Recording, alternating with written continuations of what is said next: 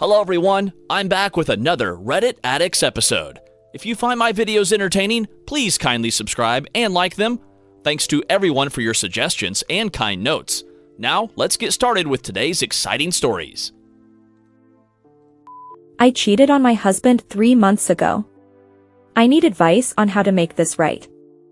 Hi, I made a Reddit account to hopefully find some way to fix things between my husband and I.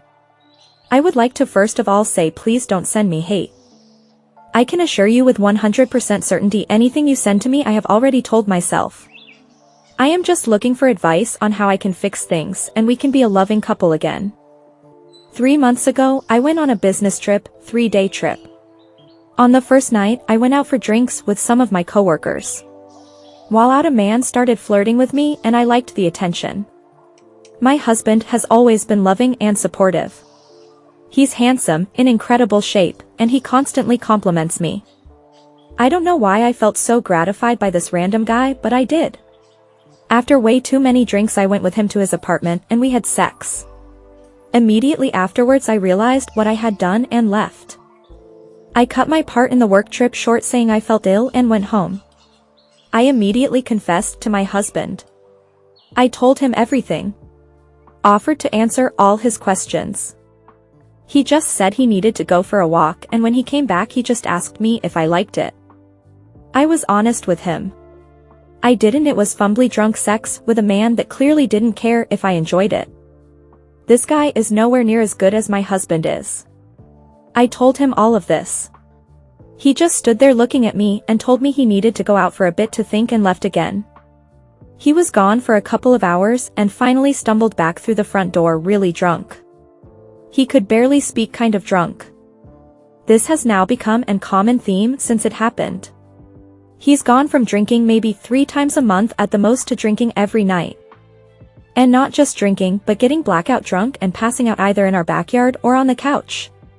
He started smoking cigarettes again. He quit 2 years ago.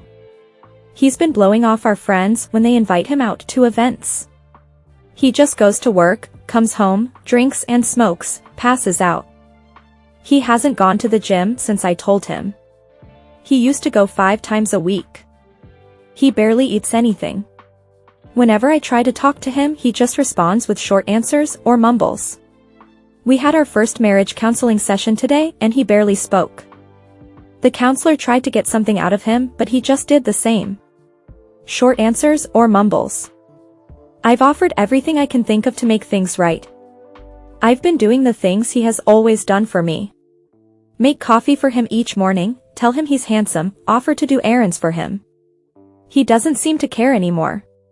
He just seems like a shell of his former self. I'm really scared I've done something irreparable. I haven't seen him smile this entire time. 2 nights ago, he came back from whatever pub he has been drinking at with a bloody nose and a black eye. I was horrified and tried to find out what happened. He just told me to fuck off.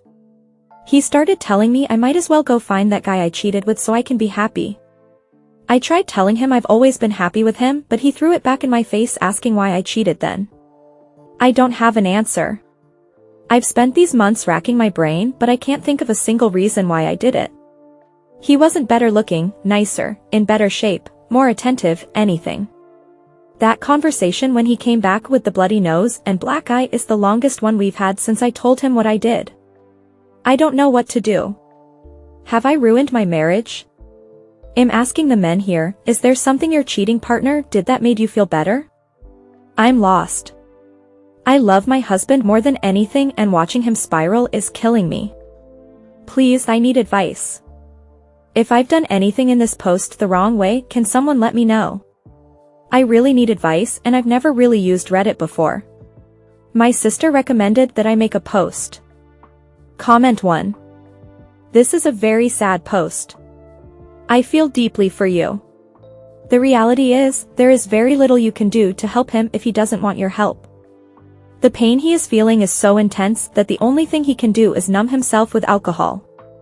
That tells me he doesn't have the coping mechanisms to survive this experience. If he cannot develop these, he is heading down a very dangerous road. The bloody nose and black eye if just the beginning. I do not think he should continue MC. There was nothing wrong with your marriage. MC is just waste of time and money at the moment. It is just a desperate attempt at fixing what was never broken.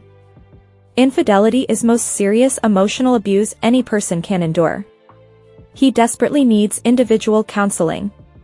Also, he needs to join AA to help him cut alcohol from his life for good. He might need an intervention with friends and family to make him snap out of it. Which means you will have to tell these people why he changed from a loving husband into a raging alcoholic. Have you told anyone about what you did? Keep your eyes and ears open for any talk of ending the pain, or himself. Alcohol is a depressant, it could lead him to become a danger to himself. You ask, what can you do to help him? Fix yourself. There is something broken inside of you that allowed the words of a complete stranger lure you into a night of drunken sex without thinking on how this would affect your marriage. This is who you really are, and you need to change yourself. Until you find out what this brokenness is and develop the self-esteem necessary to withstand the advances of the next guy, you will not be a safe partner for anyone. Again, MC is not going to help you, you need individual IC. Lastly, you need to understand two things. First, the marriage you had is dead, you killed it. You will never be able to have it back. You might be able to build something new, but never as good as before. Second, the man that was your husband is dead.